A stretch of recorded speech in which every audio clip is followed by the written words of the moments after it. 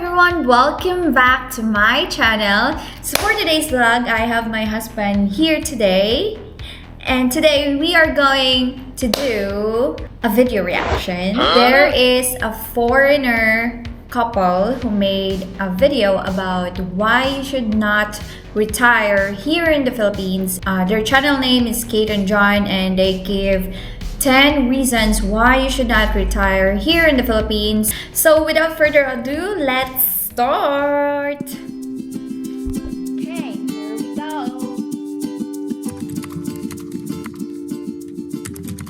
What's up YouTube? It's Kate and John. And we're back again with another video just like we promised. So as you can tell by the title, today we are going to be telling you why you should not retire in the Philippines. But before I say that, I just want you guys to know, stick around to the end of the video because I'm going to give you one major reason why you should retire in the Philippines, and that might outweigh everything that I'm going to tell you about not retiring in the Philippines. I just want to say that all the videos that you watched probably before you got to my video was a bunch of propaganda. I don't want to put down other people's videos, but what I will say is that The neck tattoo. Immediately the neck tattoo. And I'm like, geez. You like it? Yeah. Would never happen. Okay, let's see what she will say in this video. I've researched the Philippines a ton before we actually moved to the Philippines, and majority of the videos that we watched were not true. They were not accurate, and they didn't really give you a true impression of what the Philippines was going to be like. I just want to make that clear that everything that we're going to talk about in this video is really true. It's from the heart, and we're not going to beat around the bush about anything. If you are Filipino, just know that we are not coming for your culture. We are not trying to put your culture down, but us as Americans, we feel like it's only right to give people a dose of the truth about what we went through while living in the Philippines for 3 entire months. It's just a comparison. That's all between life in America, where we grew up, compared to the Philippines, where we lived for a few months. So comparing to the first world country to third world country. But not even that. You can't take a whole country and another whole country. Their experience was mostly in Manila. And I don't know where they live in the U.S., but there's parts of the U.S. that are horrible too. So they kind of went to the worst part, in my opinion. Yeah. So our first impressions of the Philippines for me was completely off from what I thought it was going to be. As soon as we landed in the Philippines, I already was getting the feel of like, this is not what I thought it was going to be. We stepped foot outside of the airport and it was completely dirty when we went outside. Power lines, there were like power lines on top of power lines, on top of power lines, on top of power lines. It looked completely unsafe. I had never seen anything like this in the U.S. And That part is true. The Manila is like that, like well, even Dumaguete, the power lines. But we had mentioned it yesterday. There are cities that are changing things. Like Davao is now going underground. Dumaguete is talking about doing the same thing. Cebu also. So things are changing, and so they're basing you can't say a whole country is like this. Yes. Based off of one section of Manila. Because remember, there's like 7,000 plus islands in the Philippines, not only Manila. there were just dogs everywhere, trash all over the street, tons of traffic. Like, it was completely crazy to me. And what I thought was, we're going to come into this beautiful place. You hear all over the place, oh, Philippines is so beautiful. Did they really think that the airport was at the beach, so they were going to land? The runway was on the beach, and they were going to pull in, and there was the ocean as they stepped out. I mean, I think that's what they believe. Even in the U.S., when you land in an airport, you're in a busy city. You're not there in the middle of nature. Yeah, that's true. It's ridiculous. The beaches are beautiful, and otherwise, it was not what you thought. What we saw on YouTube. No, it was all propaganda, like I said earlier, before the video actually. Well, first of all, they didn't go to where any of these beautiful places are. They didn't go to Boracay. They didn't go to Palawan. They didn't go to South Cebu and Bohol. Yeah. They went to none of these places, so they just judged it off of like a busy, one of the most populated, busiest cities in the world. Yeah, Manila. Manila. So. started, and people really only show you like the bright and beautiful parts of the Philippines. They don't show you that most of the Philippines is slums, dirty, rundown, poverty, and it's not really enjoyable to step foot outside of your house every day, and that's all you see.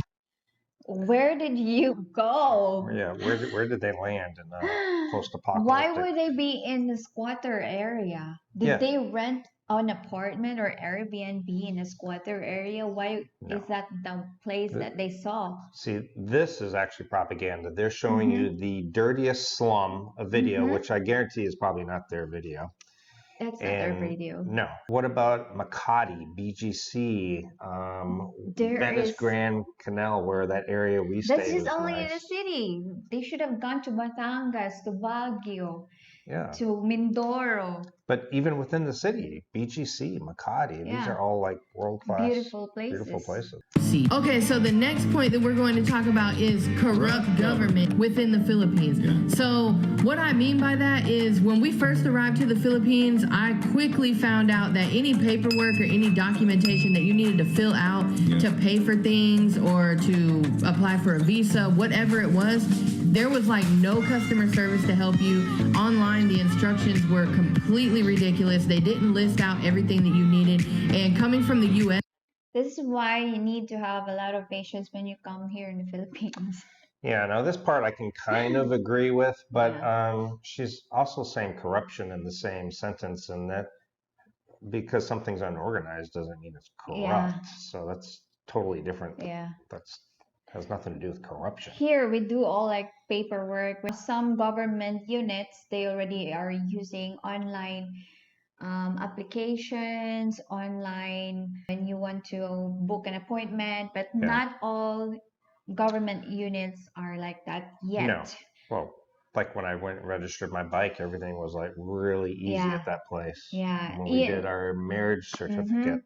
The passport, it's online. If we go to SSS, healthcare units, they're all online. But like our marriage, it's not online. You need to go there and do the paperwork. But that was easy. It was organized. Do everything on your own. But it does help having a Filipina wife. She kind of can navigate through that. So if you're a foreigner, two foreigners, I can understand a little frustration. Yeah, if you're a foreigner and you just go on your own and you're used to the way what you do in the U.S., then you'll be frustrated here. Because here it's very slow. Especially with a big neck tattoo, I can't imagine people are like jumping over up and down to serve you. They're probably like scared of you. Okay, guys, so this next point is like super important to me. It was a really big deal to me, and that point is going to be cleanliness of the Philippines. So in the Philippines, once we got to the Philippines, another thing that quickly was revealed to us is that the poverty level is super, super high. Worse than anything I have ever seen in my life. We rented a car, so we were driving all around the city. That place is where they sort the garbage. Yeah, they're showing the very worst. So they're guilty of this propaganda. I understand there are channels that show only the very best, and that's disingenuous, but they're showing the very worst. So that's propaganda as well. We stayed in Manila, Angeles City, and Cebu, and I can honestly say, and take note, they stayed in places where the busiest area in the Philippines: Cebu, Manila, Angeles. So what would you expect? They didn't go to Bohol, they didn't go to Palawan, they didn't see any of the They didn't go to islands, beautiful islands. Boracay, Palawan, Baguio, beautiful city. Say in all three of those places, there were homeless babies sleeping outside, and I mean like newborn babies, not in a car seat, no clothes, naked, sleeping on the side of the street on a sidewalk. This part is real. These are true. I don't think it's only happening in the Philippines. I know I've seen homeless people in Malaysia. I've seen homeless people in Vietnam. So we have a large homeless population in cities now like San Francisco in the U.S. So it's everywhere. But yes, this part I'm not going to argue with. There are homeless people everywhere in the Philippines. How about buy them a meal? Don't complain about it. The next point we wanted to cover is the traffic in the Philippines. John was the primary driver while we were in the Philippines, so I'm actually going to let him talk about this subject. First of all, why would you drive in the Philippines when you can just book a Grab or just get a taxi? Taxis are Grab taxis very inexpensive. Yeah. Why would you go to one of the busiest cities in the world and rent a car and try to even navigate it? Yeah. Take the Grab taxis, and it's very cheap. You wouldn't have to worry about half the things that Yeah. You'd be sitting in the back in aircon. True. I was a little nervous driving in Manila and Angeles City, and Cebu was a lot better, but it's a free-for-all out there. If you can see in the pictures of the traffic, driving in a city that you're not familiar. Yeah, I don't know why. That would be crazy. I would never fly into Manila and just rent a car. No. And drive. I wouldn't fly into New York and rent a car if I've never been there. That's like insane. That's their own fault. Yeah. You don't go into an unfamiliar, one of the biggest cities in the world and decide to drive. All right, guys, so that brings us to our next point, which is going to be food in the Philippines. I'm going to talk about grocery stores, restaurants, and street food. The first point that I wanted to bring up is about grocery stores. Okay. So when I got to the Philippines and one of the first things we did was go grocery shopping, I was immediately claustrophobic, okay? If you're from America, we are used to shopping at Walmart, Publix, Kroger's, Target, places like that. There's nothing like that in the Philippines. She says there is nothing like that in the Philippines. Yeah. That's complete garbage. We have big stores here. We have Hypermart. We have Lee Plaza. We also, in Cebu and Manila and Davao, Bacolod, we have the big warehouse stores, S&R and Landers, which are like Costco. I have a feeling that they went to like the local Filipino sari-sari store. Right, but you can't make statements like that without knowing all the facts. And obviously she didn't know all the facts. She's lying also because I remember she made a video about the biggest IKEA store in the Philippines. In the world. In the world. They have nothing like that in the Philippines, yet you made a video about the biggest IKEA store in the world. Yep. Well, that's propaganda there. There's propaganda. So just be aware when you go to the Philippines, there's no grocery stores that are even remotely similar to that. All of the stores are very, very small. They do not have air conditioning in the stores. Super hot, and there's tons of people all scrambling around like ants. Super hot. Scrambling around, running around like crazy. I think she went to the public market in the Philippines where Filipinos go. I don't see anybody running around at the grocery store when we go shopping. Nobody. Everyone is so relaxed. Everybody's moving pretty slow. Yes. Including us. Looking for their groceries. I was extremely disappointed doing the grocery shopping because there was nothing familiar, nothing even close to what I'm used to, so that I could get accustomed to the new food and the new way that I was going to be eating in the Philippines. I didn't want to just jump into it and start trying to cook Filipino dishes.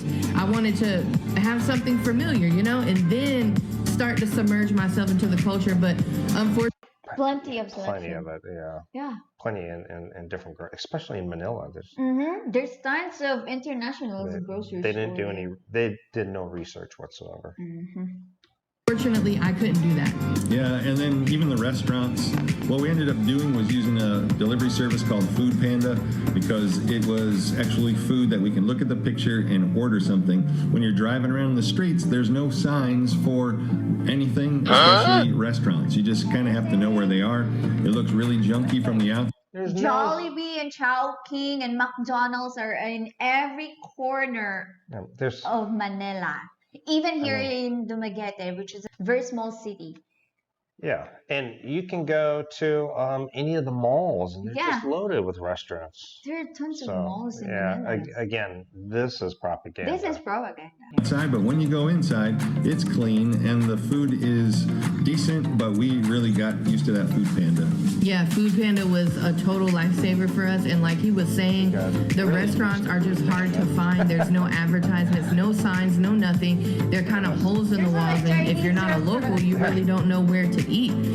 So the next thing that I wanted to say about the food in the Philippines is the street food. This is a big deal for me because we actually got food poisoning one time from some of the street food. They have wet markets and stuff like that. And if you guys... First of all, if you're a foreigner, it's your first time here, you need to be careful whatever you eat, especially street food, because you're not used to it. You're not used to the water here. You're not used to our food. Really, you should kind of, as foreigners, you really shouldn't be eating street food at the beginning. I mean, I've got food poisoning in Thailand. My own mistake. Same thing. Just avoid it. Eat at regular restaurants or cook at home. It's okay for us because we're used Look to at this. here. This again showing the worst. Like I've never seen a market where the dogs are eating on the butcher block where they cut up the meat. You guys don't know what a wet market is. I'm gonna put a picture right here so that you guys can see what a wet market is. Did you see that photo? It's not even Philippines. It's like China. That's like China. I could tell. Yeah. We have not eaten any. Maybe she's like confused between Filipinos and Chinese. Or she couldn't find a video. It's kind of racist. She just used any video she could find, obviously. Food from a wet market, but by eating the street food, we did get severely sick. Well, I did. I was throwing up and stuff. John was up all night with a stomach ache. Yeah, there was definitely something wrong, but he didn't throw up like I did. And the conditions of the street food just not good. Flies everywhere, cockroaches. That's China. We never use oil from butter. I've never seen that. That is China. That is there was a documentary showing how China, they take the stuff from the gutter. That is not the Philippines. It's completely wrong, completely inaccurate. I've seen street food places where I said, I don't know how long that's been sitting out. I'm not going to eat that. And I've seen places where I'm like, when's the last time they changed the oil? But that does not We don't use gutter oil. Exist. That's China. It's out there in 100-degree weather all day and they don't. What is that? That's a rat. They do not eat rats here. We don't eat rat. That's China. That's again. disgusting. They're like taking. We don't eat rat. So again, propaganda on their end. Don't change the food out. The raw chicken is just sitting there touching other foods and just mixed contamination and cross contamination. It's just, to me, it's very unsanitary. I would buy meat in the market like early in the morning because that's still fresh. They just butchered it.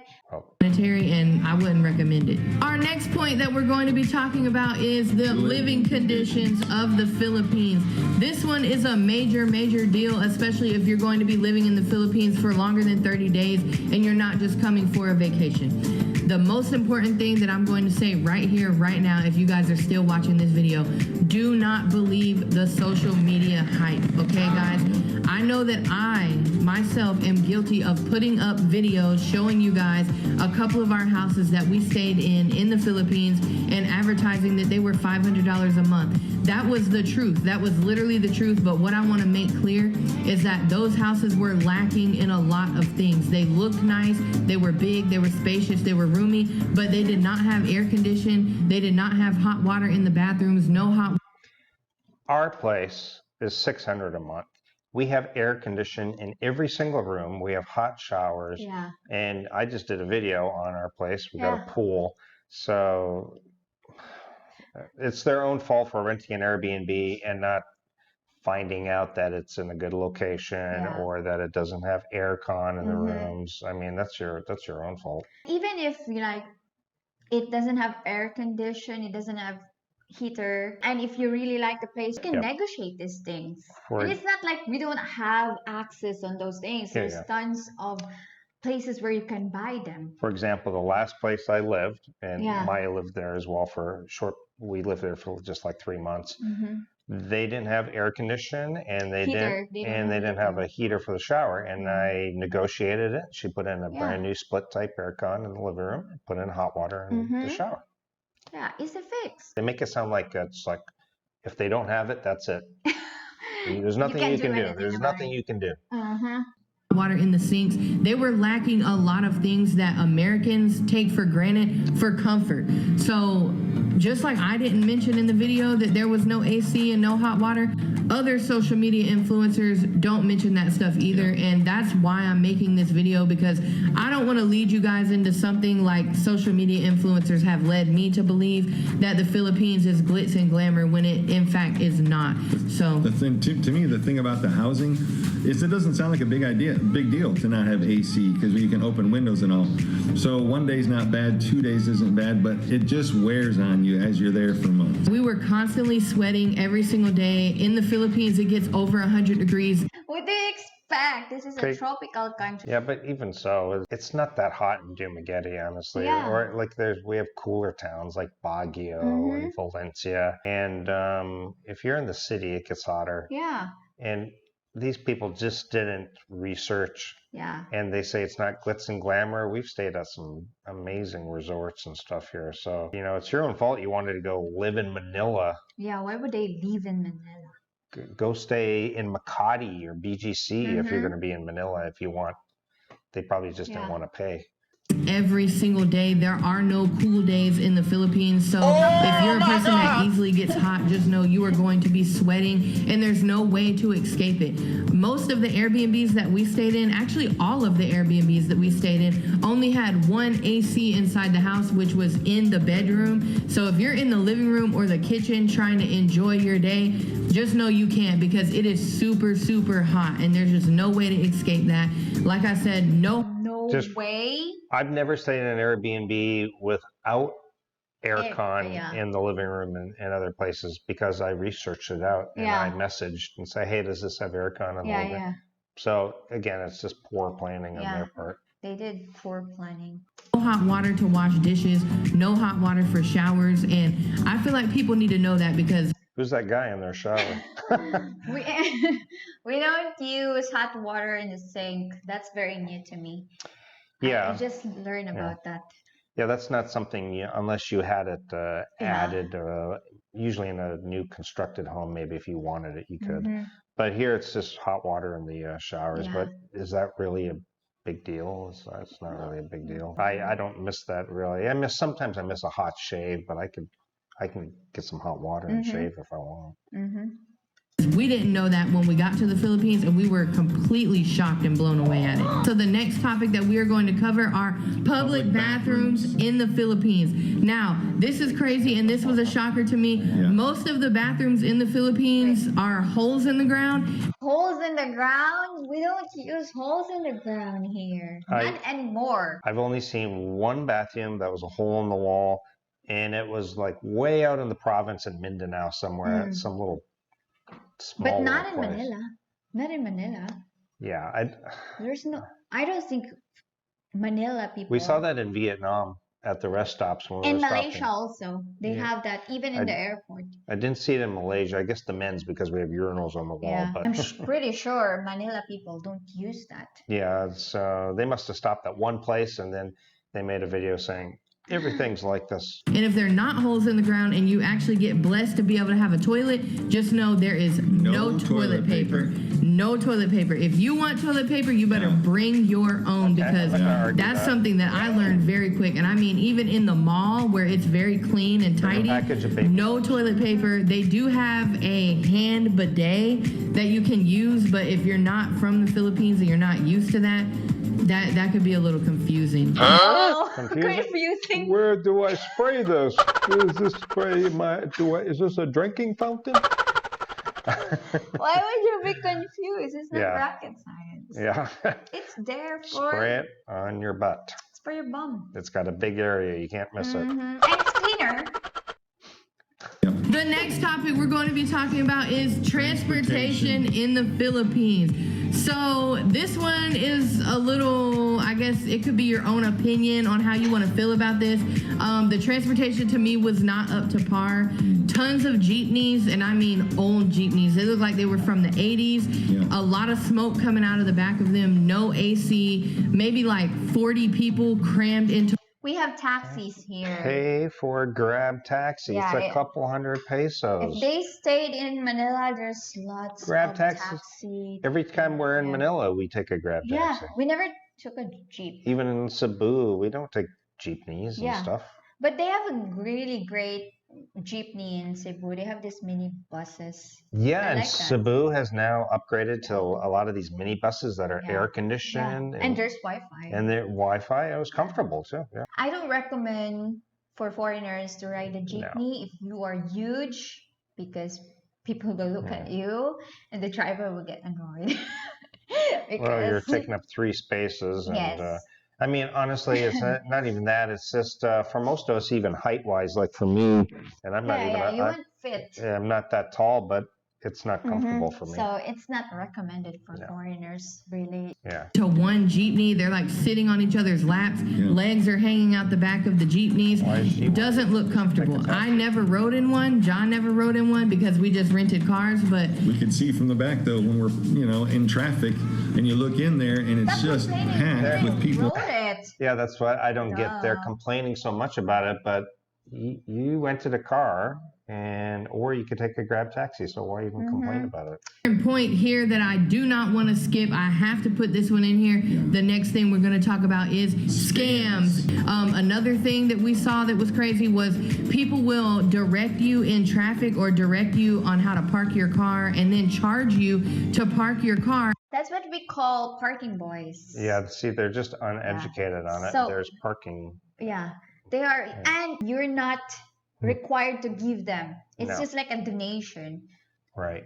But you should. They're working out in the hot sun, and we're talking 10 pesos. You know, so. And also they're very helpful because they know where you can park your car or your motorbike. And they're watching over everything. Yeah. Sure. So what's the big deal? It's only like 10, 20 pesos. Yeah, right. In a public parking area that they don't even own it. They don't work for the city or anything. They're just demanding money because they help you park your car there. I feel like those are scams. More of an outright scam that people... Making videos like this and not doing the research is so dumb. That's why I said this is reverse propaganda. They say it's propaganda that people show only the best.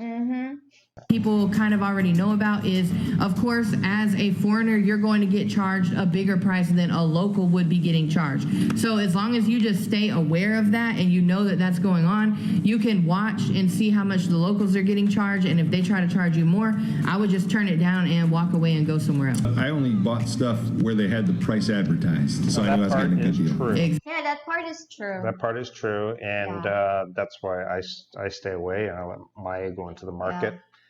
And so this part I agree on. Yeah, because most of the vegetables, they don't have prices in them. So some vendors, they would take advantage if they see a white person, they would charge more. Right. So it's better if you're a foreigner, you be polite, nice, because the vendors will not take advantage of you. They will give you the right price. Or that's the best. Ask locals how much it should be.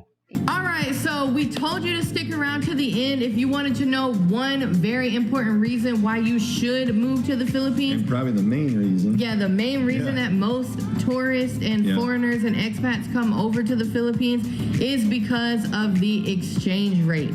So yes, the exchange rate is one majorly positive thing about the Philippines. The US dollar and other currencies go very far in the Philippines. But with that being said, that's why there is a level of poverty in the Philippines because their dollar does not go far in other countries at all, and their currency is not, it's just not a good currency, and their condition is not good. So if you're, in my opinion, she said mainly foreigners come for the exchange rate. No, I would say mainly they come for the women.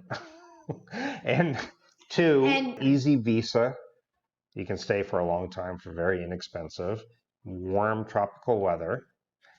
And last would be cost of living. And I think most of what they said, highly inaccurate based off of just Manila. I think they did major things wrong, renting out a car, and they were frustrated with traffic and they didn't know what to do. And the other thing is they got a bad Airbnb because they didn't properly do their research. And so their whole thing was based off of their bad choices and bad experiences. So this is the end of this vlog, and I hope you guys like this video. And if you enjoy videos like this, video reaction, make sure to comment in the comment section down below.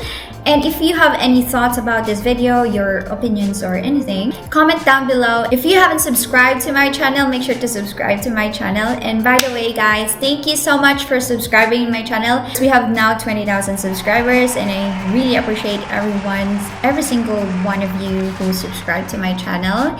And don't forget to give this video a thumbs up if you like this video, and click the notification button so that you'll be notified whenever I upload new videos. Thank you so much for watching. I'll see you guys again soon. Paalam!